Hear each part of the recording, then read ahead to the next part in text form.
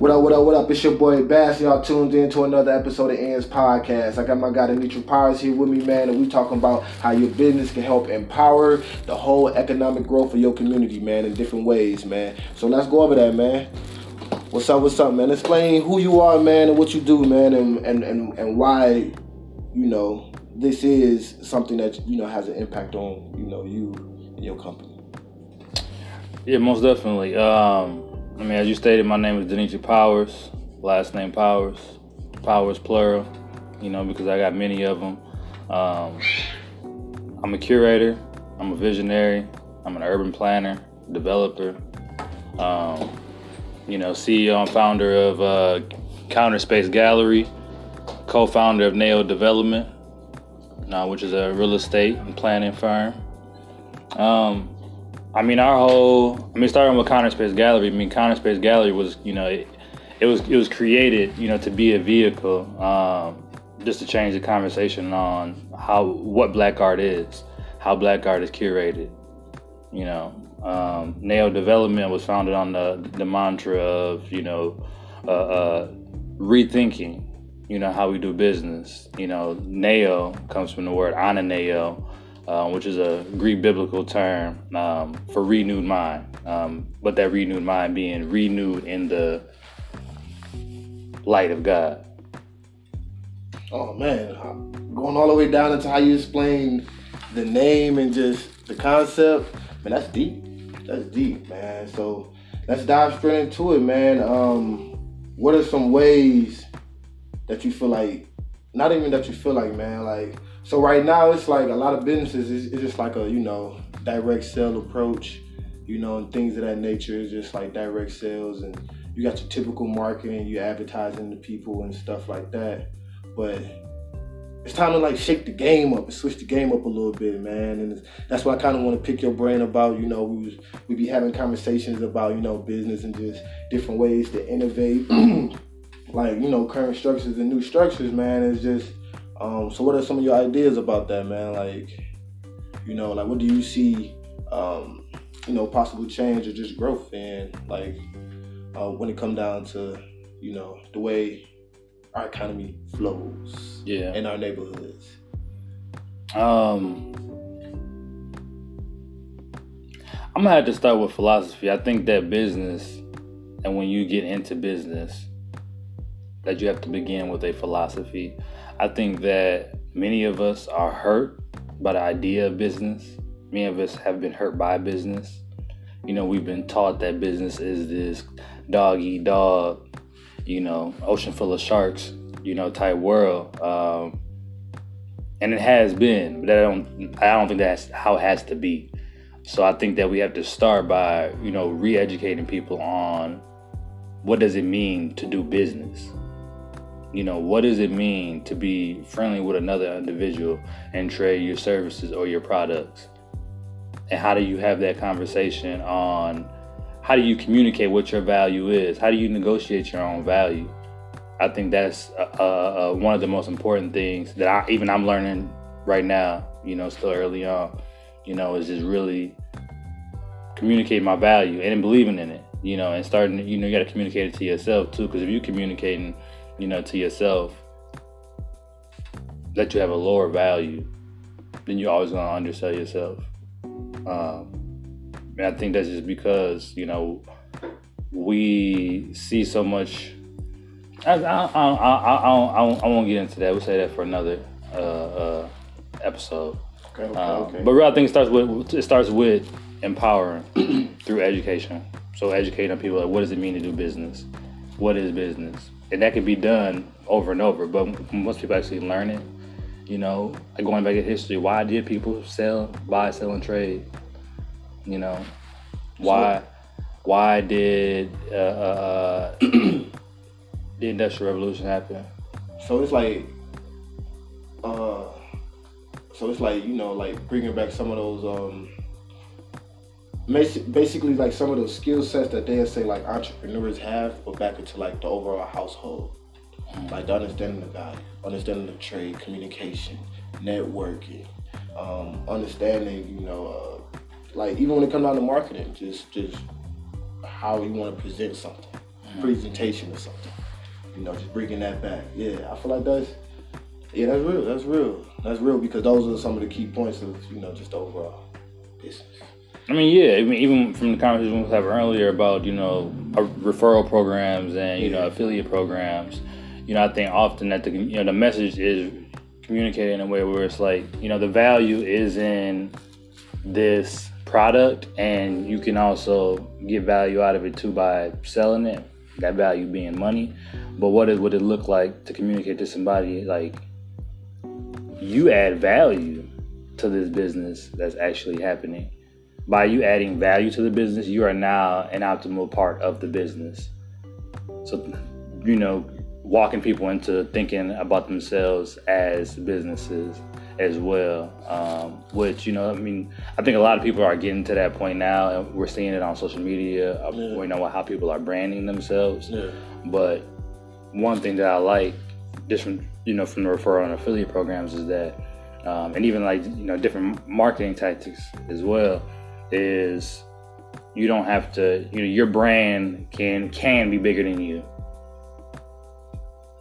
Your brand can be bigger than you. I think sometimes people get so caught up in, you know, my brand is me and who I am and what I'm doing, but it's like, no, your brand is actually bigger than you because you have all these other influences that are shaping you into whatever brand that's, you know, so being able to affiliate yourselves with those other brands. And for a lot of us, it's like our brand is our family. Our brand is our neighborhood. You know, facts. Like that's why we rep our hoods. You know, that's why we rep our families.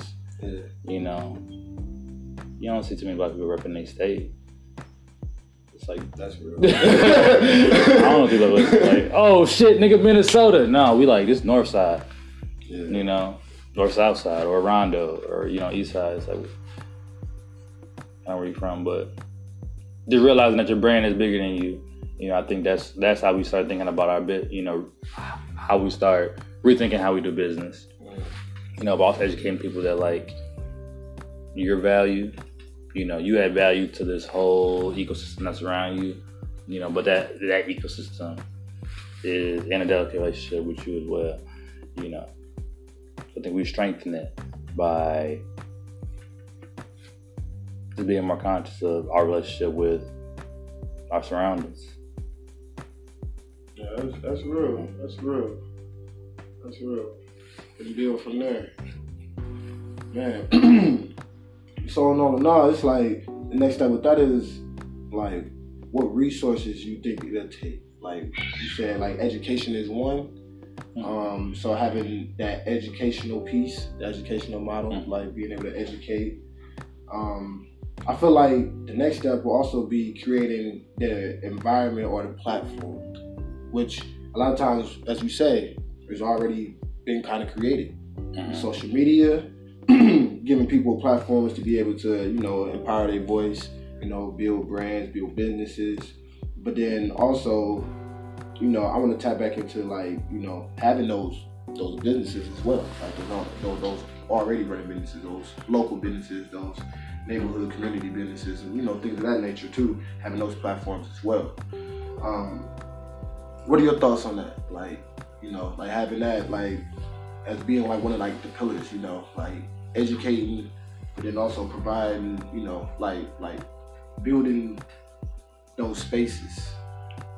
Yeah, I think, you know, as a business, I think you make your business sustainable by thinking about how do I involve other people into this business? In what ways can I involve people?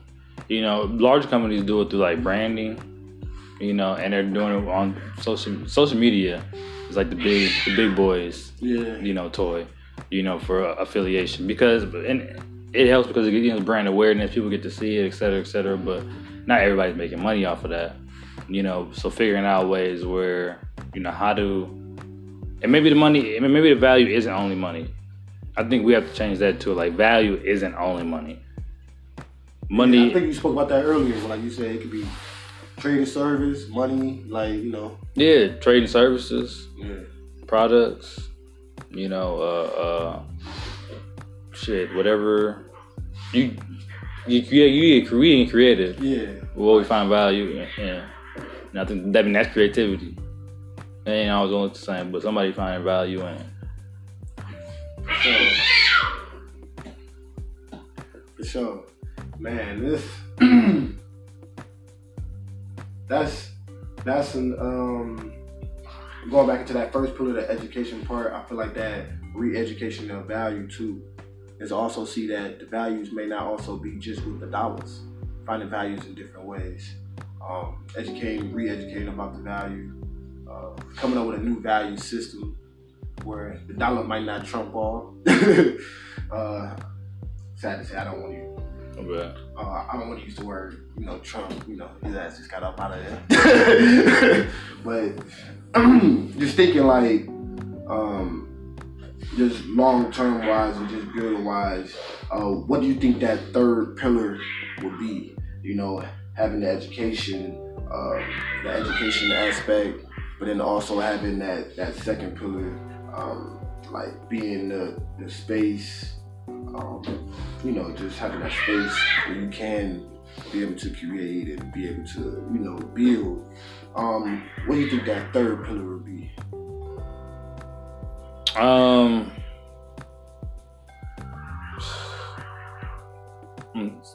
Education,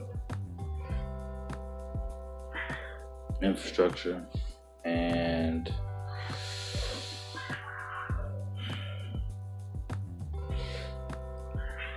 I'm gonna just say love. And that might sound like real soft and, romantic, but yeah, I'm gonna say love because, you find that the people that are very successful at what they do, at whatever level they doing it at, are doing it out of love. They're able to do it, at their highest level because of love. So we gotta, we can't forget that one.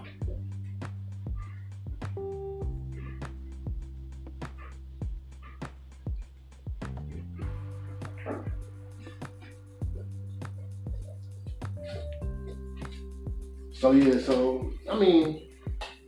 I feel that love. But right now, a lot of people concept on love is everybody got different values and different concepts on love. Everybody does. Just like everybody has different concepts on what it means to do business. Facts. That's real. And business looks different in different industries. There's basic principles in businesses. You have your marketing, there's different pillars that go into businesses. Yeah. And the same goes with love. It's highly influenced by whatever industry.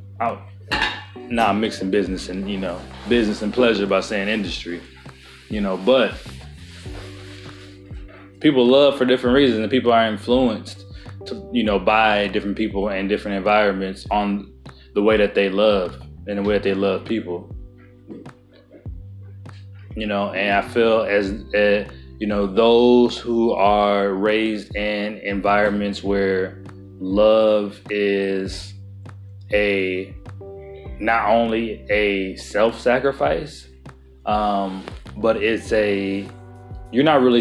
but those who are raised in environments where you're not necessarily sacrificing yourself, you're sacrificing parts of yourselves, in order to grow your capacity to love somebody. That's deep. I think that's even with business. It's like, what aspects of our business can we is it okay to sacrifice? In order to grow this. Okay. So the third pillar would be love. Man, so we kind of just broke it down, man, in this conversation, man. But as you say, man, we're going to have a follow-up conversation on this one, man. But most definitely. It's the intro. Yeah, man, the intro, man. So, we just kind of just broke it down to education, as you said, infrastructure, and love, man.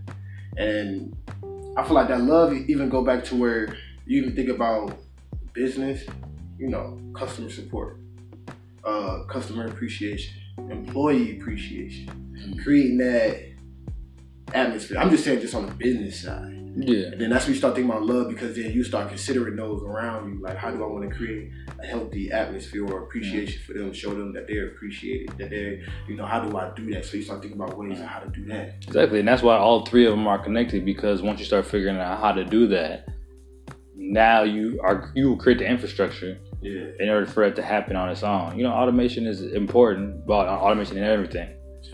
But it's important. Yeah, that's fact. That's fact. I don't just think that's not to set up something to just sit back. They try to fool y'all with that. But also education. Like, education is a relationship between a teacher and a student. They both create knowledge. A lot of times we get fucked up where we think only the teacher is just giving us knowledge and we enter in the classroom with nothing to give, when that's not actually true. Because knowledge is forever transferring, it's forever growing, it's forever changing. We all have our own knowledge. We have all the answers, as the late great Kirk Washington Jr. would say. You got all the answers. So once we start realizing that now, we have something to offer as a student, and as a teacher, you can create the space for that student you can create a space for you for yourself to be able to learn, but also be able to teach somebody else. And that's hard. That's hard. Even in love, like, that's hard. Like, you have some people that love they sacrifice themselves because they feel like or I want to say they sacrifice themselves because they feel like they know more about love, or what it means to be happy, what it means to be trusting, et cetera, et cetera, et cetera. People come into relationships, with this predetermined knowledge that they feel like they have to give somebody. Some people enter relationships feeling like they don't have much to give, but they're taking it all in. That's a toxic relationship. Just like a lot of us hate our teachers.